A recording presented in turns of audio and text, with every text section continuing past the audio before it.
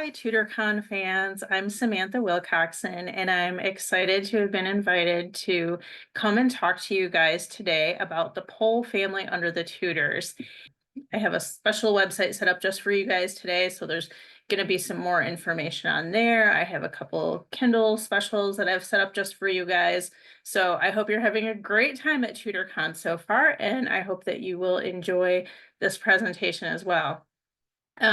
The first picture I have here, if you don't already recognize her, is a portrait believed to be Margaret Pole, and she's holding a white rose to demonstrate her York heritage there. And also, if you've ever heard that she had a bracelet with a little barrel on it as a kind of a remembrance of her father, you can see that down there on her wrist as well.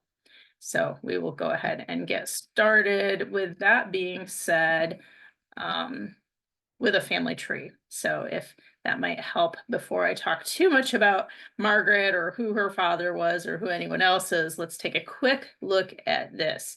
So you can see kind of middle-ish here, Margaret Pole is outlined in a thicker line.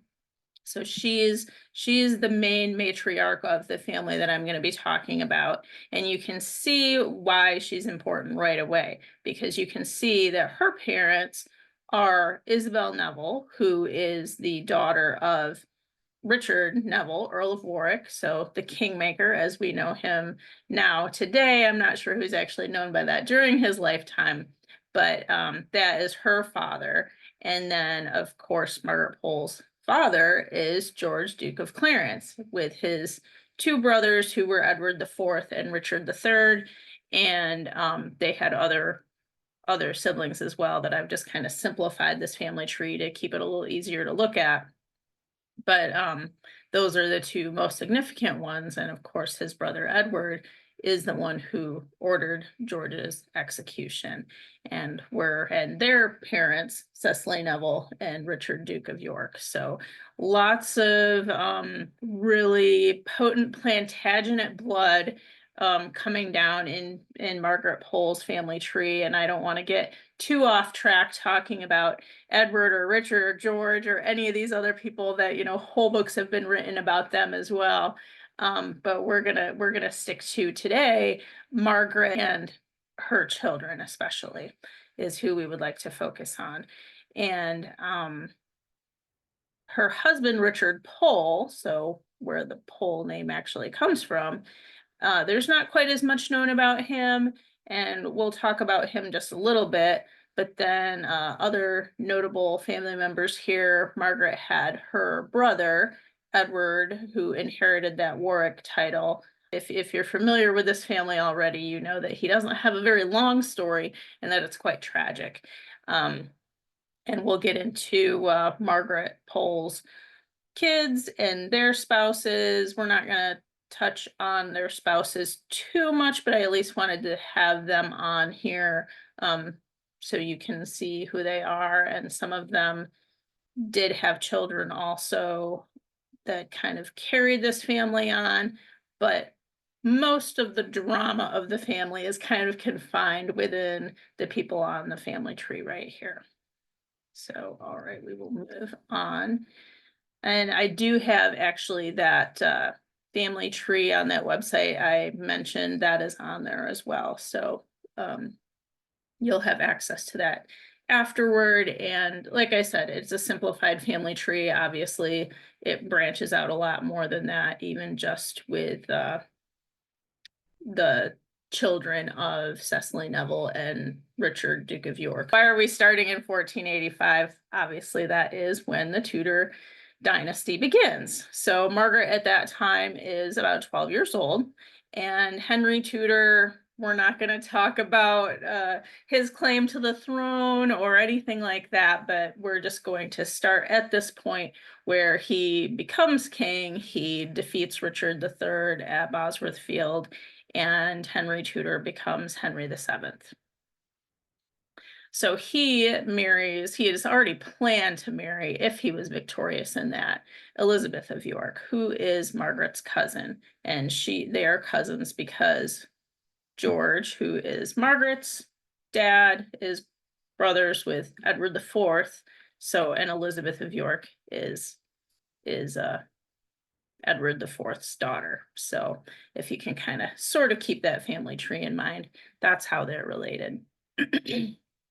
So since both of Margaret's parents had predeceased Edward and Richard III, Margaret and her brother were already part of other households anyway. They spent some time with in the same household as Elizabeth of York. So Margaret would have known her very well. This is a great peacekeeping move made on his behalf, but we don't want to talk too much about that. Elizabeth of York is another one I could talk too much about, but we need to dig into the whole family right now. So Margaret, at this point, she's 12 years old. She's the daughter of a tainted traitor because not only was her father executed by his own brother, but all of his lands and titles and everything were taken and given to other people. So her brother Edward, who's even younger, he's only 10 at this time, technically Earl of Warwick, but doesn't ever benefit from that title. So their children living in other households at this time. And Margaret becomes a lady in waiting to Elizabeth of York. As I said, they already have a relationship. This is a good spot for Margaret, not only as the new queen's cousin, but just because she is an orphan. So this gives her her own place in the world, really, in Elizabeth's household at this point. And Sir Richard Pole is selected by Henry Tudor, and some will say by his mother, Margaret Beaufort, to be Margaret's husband because of his position as a staunch supporter of the Tudors. And he also has a familial relationship with Margaret Beaufort. And so between having that family tie and him having already demonstrated that he can be trusted to be married to a girl who has a good amount of royal blood, that he can be trusted to be married to Margaret and not be expected to press some kind of claim on her behalf. So when they are married, Margaret is about 14 years old, which is pretty typical for that time. And unfortunately, we don't have any surviving portraits of Richard Pole, or not even of all their children. So what I've included here is a couple portraits that we do have. The top one is Ursula. So Richard and Margaret have, between 1492 and 1504, have 5 children who live to adulthood. Probably Margaret lost at least one other child earlier as an infant or a young child. That kind of thing is not necessarily as well documented as we would have liked it to be, but they do have 5 children who survive, so we know who they are. Excuse me. And since the first one is born in 1492, there's some indication that, Margaret and Richard did wait at least a little bit of time before consummating their marriage. So anyway, so the top picture, the woman is Ursula Pole. That is the only daughter that Margaret had lived to adulthood. And I like this portrait of her, and she's also holding one of those white York roses. So that's really nice. And then the other portrait is possibly familiar to you already. And actually, this is the family member who has multiple portraits of him done because of his position, or eventual position, is Reginald Pole. And he is, after Margaret, or maybe even before Margaret, my favorite member of this family. He is a really, really compelling, interesting guy. And we'll get more into him later. I won't get started yet. But so that is 2 of their children. And then the others are, Henry is actually Margaret's firstborn. He becomes Baron Montague. And then Arthur is the second oldest. Ursula is actually the third. Reginald, and then Geoffrey is the youngest.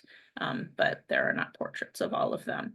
And so there's a part of Margaret's life where she's married, she's raising these children, and there's not necessarily a lot of drama to talk about in the Pole family at that point.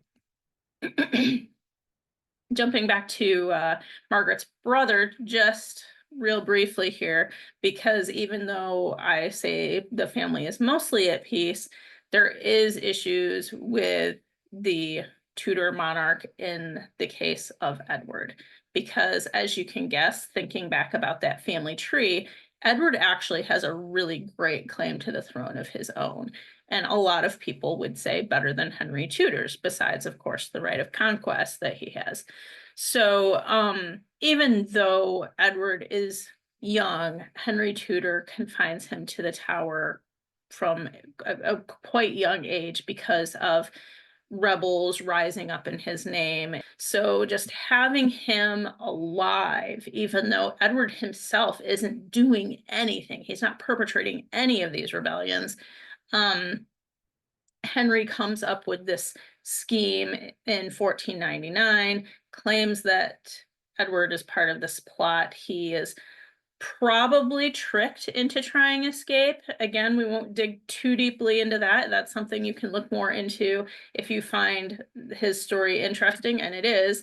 But long story short, Edward of Warwick is executed for treason when he is only 24, and he has lived half of his life imprisoned at that point.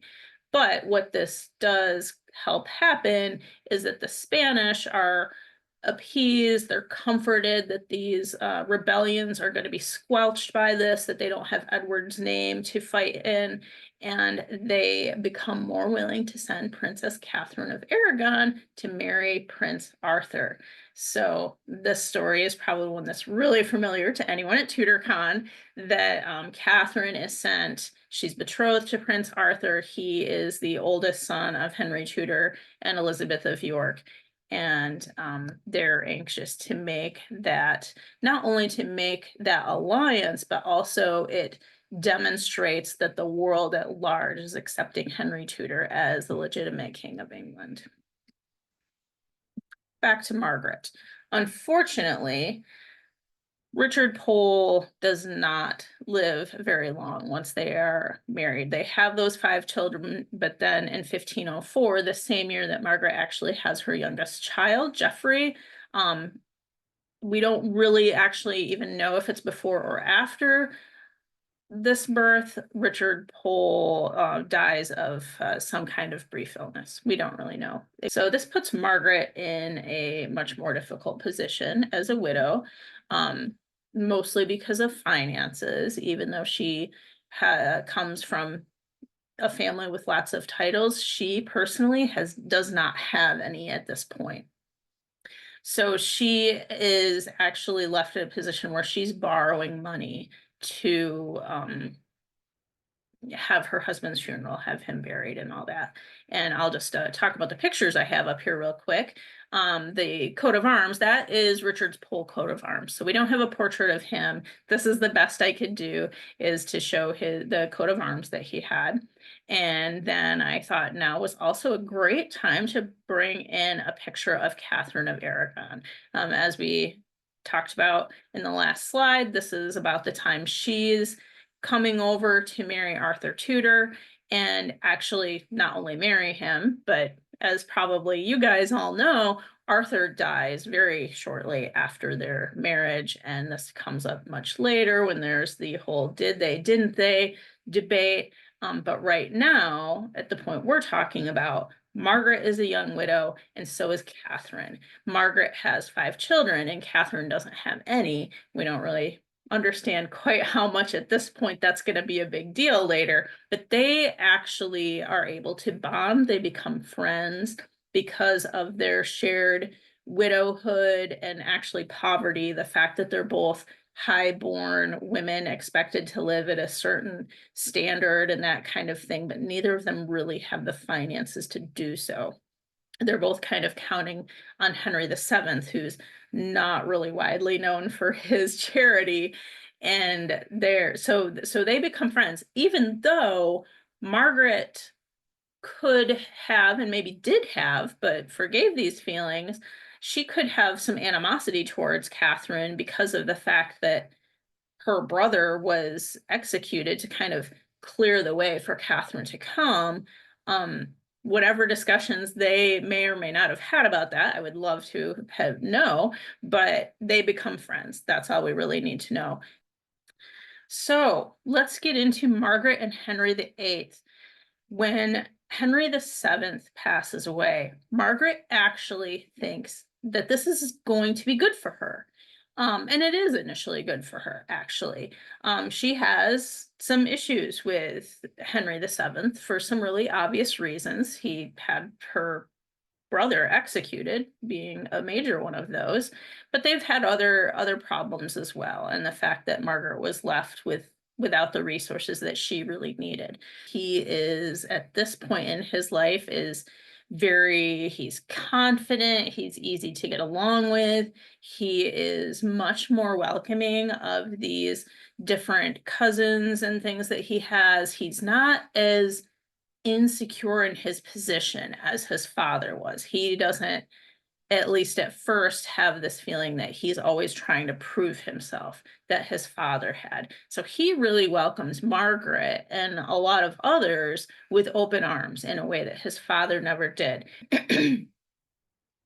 All right, and another thing that probably you guys already all know is that Henry decides to marry his brother's widow. And at the time he does so, of course, he thinks he's doing the right thing, both by her, biblically, for his kingdom, whatever standard you want to use. He thinks he is doing what he should be doing, and he marries Catherine of Aragon, who had been married to his brother Arthur. And Margaret is part of Catherine's household. She serves Catherine in a couple of different ways, eventually as governess to Princess Mary. So she's in very trusted positions, obviously, and would not have held these positions if she wasn't close with Catherine. And in the case of being a governess, also, she clearly has the confidence of her cousin, the king. And the other thing that Henry does for Margaret is to finally give her one of the titles to which she is, I mean, really because of her bloodline entitled, and that is Countess of Salisbury. So if you have that family tree still in mind, Salisbury is, if you go up high enough, Richard, Earl of Warwick, his father was Earl of Salisbury. So that is a family title coming down through Margaret's father. And so she gets that. This provides her with funds, with lands that she, will have income from those. So this helps Margaret out an amazing amount. She no longer has the financial struggles that at this point she's been dealing with for years. So, and then Henry also seeing that this little cousin Reginald is such an erudite little guy, funds his education. And this will come back again later too. All right, just a little note on a shortage of sons. This becomes a huge problem. As you all know, you're at TutorCon, you know a shortage of sons becomes a huge problem for the Tudor dynasty. Not for Henry VII, who did have, well, had a couple of sons, but then Henry is the only one to survive to adulthood. But then Henry VIII, who becomes king at, he's young, he's handsome, he has this beautiful wife. He can't even fathom the idea that he will not have a son to follow him. But as you all know, that becomes exactly the problem. For whatever reason, Catherine just struggles to give birth to a son. And she has children. She has many children. I don't remember just now how many. She does have even at least one son who survived, I think, for a few months, but never, obviously, one who survived until adulthood. This portrait of Catherine, it's meant to be Catherine as the Virgin Mary holding this baby boy, which I guess that means that represents Jesus, but should also represent a son of Catherine's, which she never has one who survives. And this is just one of the heartbreaking parts of Catherine's story, is her constant struggle to have children, and becomes a problem, obviously, in their marriage, but also in Henry's treatment of other people, because those open arms that he had when he became king, they start closing up. He starts becoming more suspicious in a similar way that his father was, because someone has to follow him, right? And there are plenty of people out there still saying that they have more royal blood than the king does. One of them is this other picture, the Duke of Buckingham, Edward Stafford. And just as one little side note, his son, Henry Stafford, is who Ursula marries. So Ursula Pole, Margaret's daughter, her only surviving daughter, marries the son of the Duke of Buckingham. Unfortunately, the Duke of Buckingham brags about his amazingly royal lineage. Edward Stafford is executed for treason. So Ursula, Margaret's daughter, they're married to the son of someone who is just executed for treason. And you can imagine Margaret's feelings about that. She is the daughter of a man executed for treason. So this, it's a scary time for them. And for Margaret personally, at this point, Henry removes her from her position as Princess Mary's governess. And this is a position that was really important to Margaret. It wasn't just a position, right? She's friends with Catherine. She loves Princess Mary almost like one of her own children. So this is a real blow to Margaret after several years of being really accepted by the king, being favored, not just accepted by the king. Henry had this illegitimate son, and he is born in 1519. So this is a few years actually before the Duke of Buckingham was executed. The birth of Henry Fitzroy. Fitzroy is just kind of a name for a bastard son of a king. So that's the last name he's given. Anyway, once Henry Fitzroy does survive and become, old enough to kind of count on his survival, the king, Henry VIII, starts to soften a little bit again towards those who, maybe he was starting to be suspicious of, like Margaret and her family, because Margaret has 4 sons. So that's important to someone like Henry VIII. And so when in 1525, sorry, gathering my thoughts here, 1525, Henry VIII makes Henry Fitzroy Duke of Richmond and Somerset. These are traditional Lancastrian / Tudor titles. So he gives them to his illegitimate son, invites Margaret back to be Mary's governess again.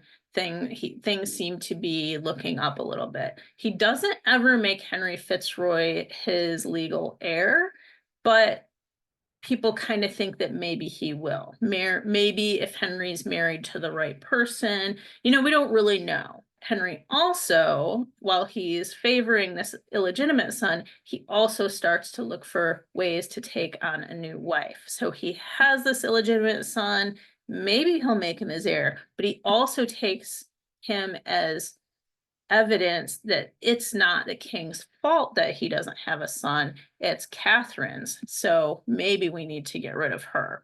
And you guys all know this. So Margaret, of course, remains loyal to Catherine, and her job as Mary's governess is sort of sheltering Mary from what's going on at this point. So that's Margaret's role in all this. And getting back to Reginald a little bit. So Henry VIII, when he starts seeking an annulment from his supposedly barren wife, and can we all just take a moment for Catherine right now to be called barren when she has carried so many children, but the fact that they don't survive, she's called barren. It's just heartbreaking. Anyway, Henry decides that he wants an annulment. He never should have married Catherine. We're not going to dig into all this. You've probably heard a lot about it this weekend, and we'll hear more. That he decides to set Catherine aside and says that biblically, he never should have married her in the first place. So, who would be a great person for Henry to have defend this position but Reginald Pole, his cousin, who he's been funding his education, and this would just be a great thing for him to have, right? This is where things start to fall apart again for the Pole family, because Reginald has no intentions of doing this. He refuses to endorse Henry's plan to set Catherine aside, and instead writes this really scathing paper on how Henry is not upholding his duties to his wife, his kingdom, the church. Any part of what Henry should be doing, he's not doing because of his decision to set Catherine aside. So Reginald really stands up, and this is super brave. He's kind of able to be that brave partly because he's in Italy. He's in Rome. He's not in England. And Henry sends assassins after him. This is how angry he is. This is part of the drama that I wish was included in more Tudor era novels, because he literally sends assassins after this churchman cousin because he won't endorse his annulment. But this is the point where Henry decides to marry Anne Boleyn, regardless of whether the Pope or Reginald Pole or anyone else in the world is going to support the idea. He's tired of waiting, and he just marries her. And this leaves the Pole family obviously in a really difficult situation, because Reginald is very vociferously denying Henry's right to do this. Margaret, as Mary's governess, is kind of right there in the middle of things. And her other children also, her daughter has already had her father-in-law executed. So there's a lot of tension, and that's all I'm going to say, because I think I'm needing to move on. So the first big hit to the Pole family is the Exeter conspiracy. And I don't know if anyone else has already spoken on this at TudorCon. I'm not going to cover it in detail, but when you get that website at the end of this, I have some articles on there that dig a little deeper into this. But if you've heard of the Exeter conspiracy, and this is sometimes included in novels, and kind of different versions of it, like whether there actually was a conspiracy or whether this was just a really great excuse for Henry to get rid of a few guys who not only had that Plantagenet blood in their veins, but were also just not supporting Henry's marriage to Anne Boleyn, and just not falling into line in general. How it impacts the Pole family is that Henry Pole, Baron Montague, this is Margaret's oldest son. He is also arrested as part of this, and there are others. I'm only going to mention them for brevity, but they're arrested for supposedly plotting treason, and Margaret is arrested. Geoffrey Pole is arrested. That's the youngest brother. And also Henry Pole, his son, who is another Henry Pole, and he is probably like preteenish. I don't remember his exact age, or if we know his exact age, but he is thrown in the tower along with his father. So there's quite a few people arrested at this point for supposedly plotting against Henry. Now, Margaret, she is put under house arrest. She's not in the tower. The rest of these guys are taken to the tower. While they're in the tower, obviously you've heard enough about what happens within the tower to know that this was not a pleasant experience. And Geoffrey Pole, the youngest of the siblings, he apparently he had a little bit of a weak constitution, because he ends up giving testimony against his family. So not only do they have at this point that Reginald has spoken out against the king, but now Geoffrey is saying, oh, yes, my family is plotting against the king. And after giving this testimony, he attempts suicide unsuccessfully in the tower. He actually does this 2 or 3 times. He tries to attempt suicide because of his role in all this. Because what the result is that the Duke of Exeter and Geoffrey's brother, Henry Pole, and at least one other person are executed for treason, and which has already happened to her brother, it happened to her father, now it's happened to her son. And before long, it also happens to Margaret. She, like I said, was under house arrest when her sons were arrested, and she is soon after that taken to the tower also. And she's kind of just left there for a while. She never has a trial. She is just sort of, I guess, out of the way. Margaret, at age 67, she is told one day that in the morning she is going to her execution. It's not planned. She doesn't have a trial. She's just suddenly taken out and beheaded. And there are some stories about her kind of running around the scaffold and trying to avoid being executed. I don't know that I believe that that is true. I kind of don't, but it's a poorly done execution. She's kind of hacked away at, and it's just all very poorly done, and definitely not one of Henry VIII's bright shining moments, but he has a lot of those. And so anyway, here is, I don't remember where this drawing comes from, unfortunately, but is supposed to be Margaret being led to the scaffold. And then this other one, part of it is a little hard to read, is a picture of the monument at the tower to people who were executed there. So Margaret Pole is listed on there. And she was actually beatified by the Catholic Church in 1886. So when Reginald had heard that his mother had been executed, and he knows, of course, that this is partially because of things that he has written and he has said, and that these assassins are coming after him, they're unsuccessful, that this is partly why his mother was targeted. So, I mean, imagine feeling that way. And his reaction is that his mother is a martyr to the Catholic Church. Death of Henry VIII. This is a big deal for the Poles who are remaining because of his targeting them so much. So, and it's a little more than 5 years after Margaret's execution when Henry dies.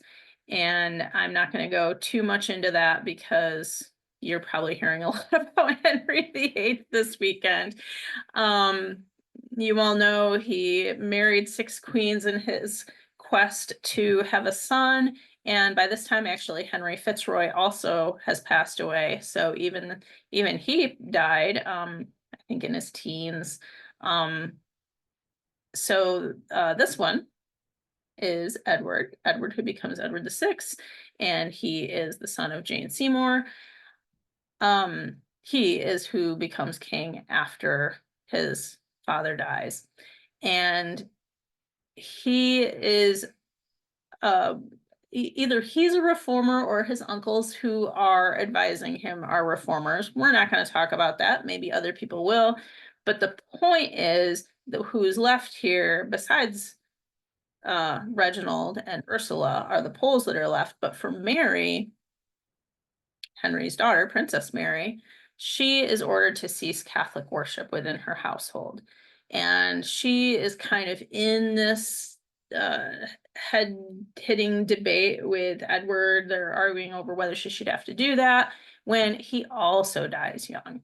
So for all that Henry went through, very shortly after he died, he is left with 2 surviving daughters. And actually, Edward tries to evade both of them as well by naming another cousin, Lady Jane Grey, to be queen after him instead of his sister Mary, because of Mary's Catholicism. That is the entire reason he wants to bypass her, and he figures if he's going to bypass her, he also has to bypass Elizabeth, any reason that applies to one of them being able to inherit the crown or not applies to the other two. So he just tries to go around them both. And long story short, you already know that doesn't work. So when Mary becomes queen in 1553, Reginald finally comes back to England.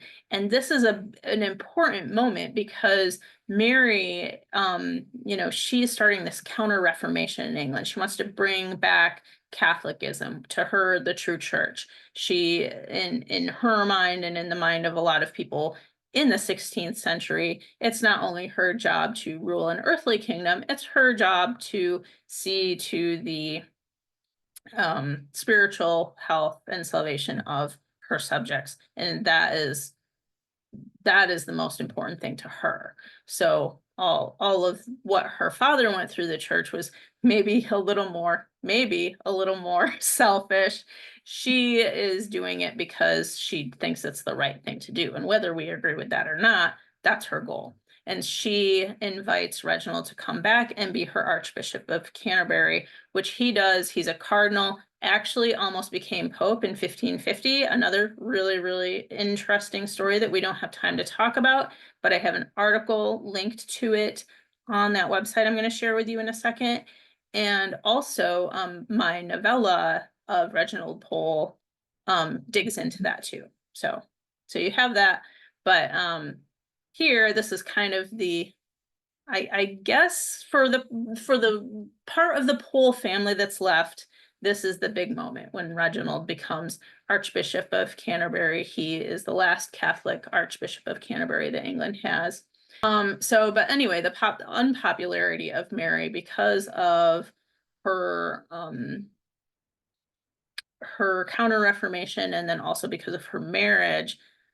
One sad last thing I want to throw out here is that Ursula Pole's son, Thomas Stafford, is actually one of the people who rebels against her. So he is executed for his part in that rebellion. So if we're going back to Margaret again, her father, brother, son, and now grandson, and herself executed for treason. Thomas at least actually perpetrated some treason. So I guess that one's a little less sad maybe, but unlike Margaret especially, there was not a lot that she was doing against the crown from the Tower when she was 67. But all of this counter-reformation doesn't last anyway, because Mary and Reginald die on the same day in 1558. So that all comes to a screeching halt, and Elizabeth becomes queen. Dorothy Stafford is Ursula's daughter, actually. So just to end on a high note, most of the Pole descendants, other than Thomas, who was executed under Queen Mary, lived a lot more quietly than their predecessors. I don't have any more dramatic stories to share, at least that I know of. If you know any, definitely email me. But I wanted to point out Dorothy because not only does she show up, she has a portrait, so I wanted to share that. But she lived until she was 77 years old, as I put on here, with her head firmly in place. She served as Queen Elizabeth's mistress of the robes. And just kind of a little fun fact thrown in there, she was the second wife of William Stafford, who had been the husband of Mary Boleyn. So I don't know, that's one of those 6 degrees moments, I guess. So anyway, fun little addition there. Dorothy Stafford, Ursula Pole's daughter.